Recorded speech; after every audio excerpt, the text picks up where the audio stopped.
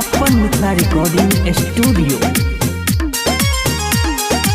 Music by Raju बाबू।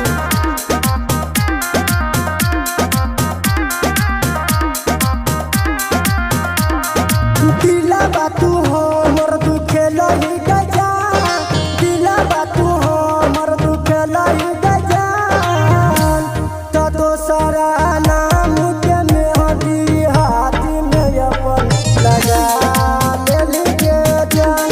तो दोसरा नाम के मेहंदी हाथ में अपन लगा ले के जान।